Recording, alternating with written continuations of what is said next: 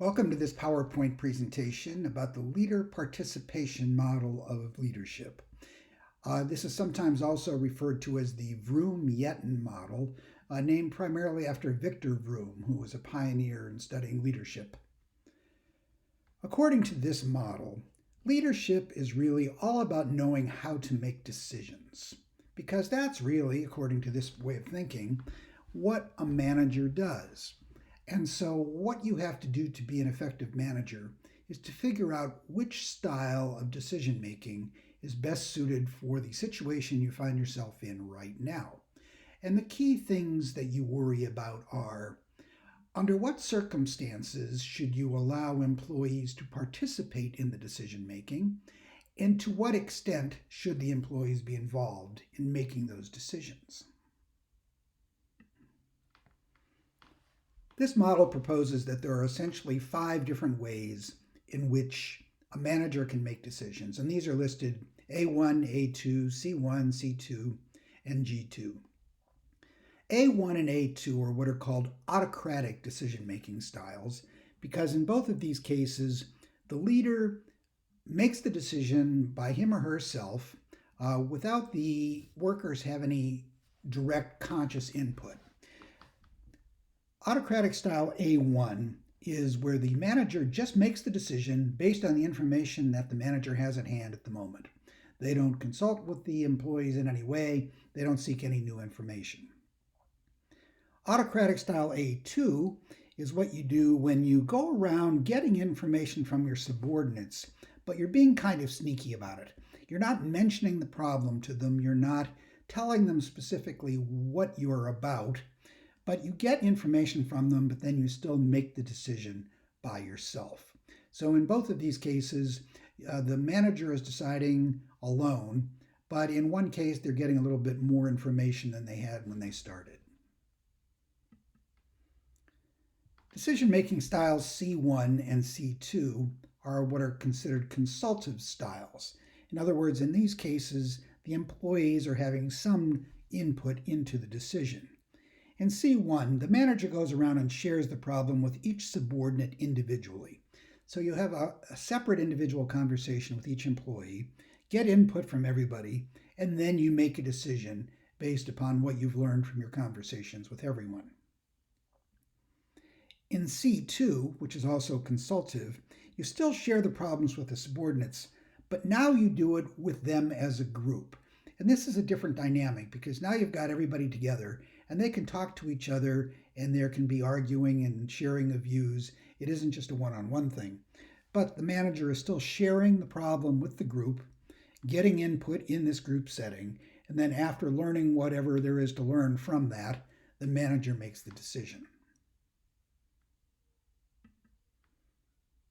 G2 is a group decision-making model. In this case, the group really decides. The employees decide what will be done. The manager is merely acting as a chairman or as a moderator of the group decision, but the manager remains neutral. The manager lets the group decide. Now, which one of these styles of decision making should a person use? Well, according to Vroom and Yetton, that depends on the situation and the nature of the decision that's going to be made. And they propose that there are 7 decision rules that you check on to determine which decision style will work best. So this is a model of leadership that proposes that it's actually pretty easy to learn to be an effective leader. What you do is just figure out these 7 decision rules and know when to apply them. And if you do it correctly, you're going to be a good leader. This slide presents you with a very complicated looking flow chart that shows you the different decision stages that the manager should go through in figuring out how to make the decision. When should you allow the employees to participate, and how should you allow them to participate? If I was cruel, I would ask you to memorize this flow chart and then give you a bunch of very picky questions based on that, but I'll try to make this a little simpler than that. The next slide will describe the 7 decision rules that this flow chart is picturing. So let's go through the 7 decision rules. And if you're a good manager, you know these rules by heart and you know which style of decision to use in which situation. The first rule is called the leader information rule. If the quality of the decision is important and the leader doesn't have the expertise or information needed to solve the problem alone, you have to eliminate A1, which is the autocratic style where the leader just makes the decision based on the information at hand. Because if the information isn't there, the leader can't make a good decision and therefore should not just make a decision that way. Rule number 2 is the goal congruence rule. If the quality of the decision is important and the subordinates are not likely to pursue organizational goals, you have to eliminate G2. In other words, if the manager doesn't trust the employees to have the interests of the organization at heart, if they can't be trusted to really look out for the good of the company, you can't just allow them to make the decision if the decision is important. Now, if the quality of the decision is not that important, maybe you're deciding what color to paint the walls in one of the offices or where the wastebaskets should be located. In those situations, even if the employees aren't worried about organizational goals, it's probably still okay to let the group make that decision, although that may not be necessary either. Rule number 3, the unstructured problem rule. If the decision quality is important and the leader lacks the expertise or information needed to make the decision, and if the problem is unstructured, you have to eliminate the 2 autocratic styles. You can't use those. And you also shouldn't use the consultative style where you just talk to people one-on-one. Because if you have a really unstructured, unclear problem, having interaction among people is important because the group discussion may provide you with insights or perspectives that nobody would have come up with on their own. So in this situation, you either have to let the group decide or you need to consult with the employees as a group. The acceptance rule. If the employee acceptance of the decision is absolutely critical, and if you're not sure that an autocratic decision will be accepted, you naturally have to eliminate both styles of autocratic decision making. The conflict rule. If acceptance of the decision is critical, and an autocratic decision is not certain to be accepted, and if disagreement among the subordinates is likely, the methods used in solving the problem should enable those in disagreement to resolve their differences with full knowledge of the problem, since otherwise some of them will not be fully committed to the final decision. So you have to let people feel as if they've had their say. And this means you have to allow for interaction in the group. So get rid of the 2 autocratic styles and get rid of C1.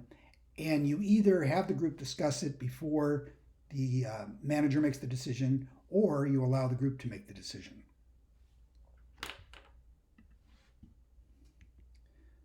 The fairness rule.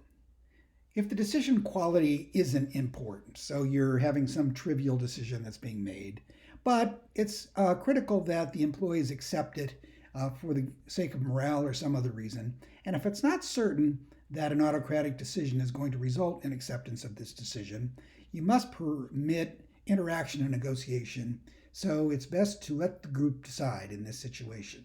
Use G2. And the final one is the acceptance priority rule. Acceptance is critical, it's not certain to result from an autocratic decision, and the employees are motivated to pursue organizational goals. By using a group decision, you're going to necessarily have greater buy-in and acceptance by the employees, and you're not risking the decision quality because the group can be trusted to be concerned with the outcomes for the organization. Whenever possible, you want to allow workers to participate in managerial decisions, and there are many reasons for this. First of all, it almost always leads to greater worker satisfaction. One of the biggest causes of dissatisfaction on the job is workers just feel as if they don't have any input. They don't feel as if their voice is being heard. So letting people feel as if they have a role in making decisions almost always increases job satisfaction, and job satisfaction is associated with all kinds of other positive outcomes in the workplace. However, participative decision making does not always lead to greater productivity. So it has a lot of benefits, but it isn't guaranteed that one of those benefits is going to be greater productivity. And by using this Vroom-Yetton model, or the leader participation model as it's sometimes called, this is the guideline for letting managers figure out how participative they need to be in any given situation. Research does in fact show that managers are more participative when the quality of the decision is important. They're also more participative when they know that it's critical that their subordinates accept the decision that's made. They're more participative when they trust their subordinates to focus on something other than their own selfish personal goals. And they're more participative in situations where there's not a whole lot of conflict among the employees. If there's already a lot of divisiveness in the organization, letting employees interact with each other in important decisions sometimes creates more trouble than it's worth. But if there's an absence of conflict, participation is something that's good. On the other hand, managers are less participative when they have all the information needed to make the decision. They just feel like consulting with people and having meetings is a waste of time. If the problem is well structured or familiar, it's pretty clear what needs to be done, or it's something that the manager has dealt with so many times in the past, they already pretty much have a solution in place, so they feel less inclined to let workers participate in decisions then. And if time is limited and you really have to act quickly and you just don't want to waste time consulting with a lot of people, under these circumstances, managers are going to be less participative than they otherwise would be.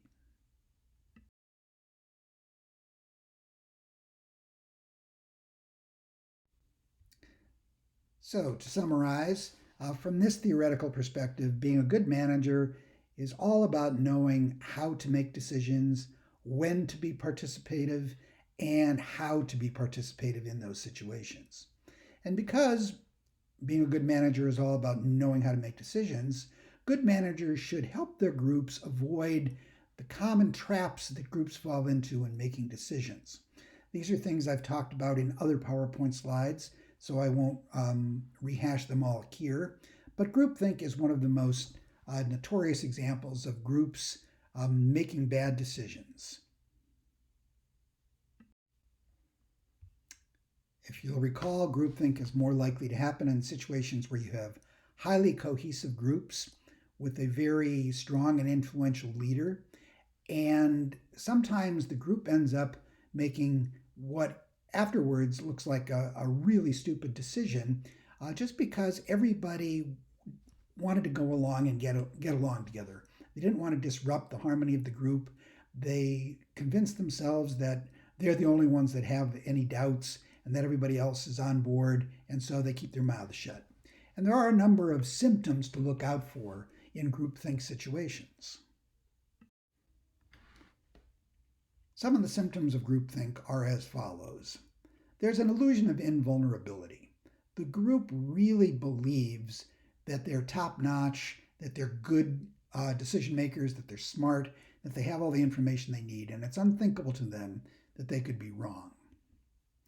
They tend to share stereotypes of the other people that they're dealing with in the situation, be they rivals or competitors from another company, or enemies if we're talking about the military or politicians during time of war. The group has an illusion of morality. God is on their side, and they know they're doing the right thing. And this empowers them, but it also blinds them. Extreme rationalization. If there's something that doesn't quite fit or some little detail that indicates maybe they're wrong, they quickly rationalize it and explain it away, minimize its importance. There's an illusion of unanimity.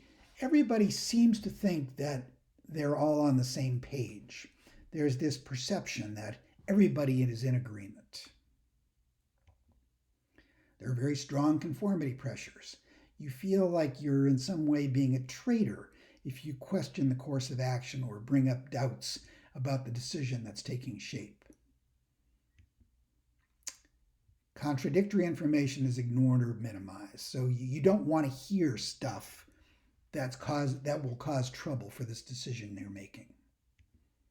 Self-censorship, so you keep your mouth closed, you suppress doubts, you don't let other people know that you're worried. Often there's a person in the group that's known as a mind guard, somebody who's very quick to shush or stifle any sort of dissent or doubts. Now, don't worry about it. Everything's going to be fine. And if you have a leader who promotes a favorite decision from the get-go, in other words, it's very clear to the group what the leader wants to do. This will set the stage for groupthink to kick into action. So the more of these things you have going on, the more likely the group is to wander down a blind alley and make a bad decision.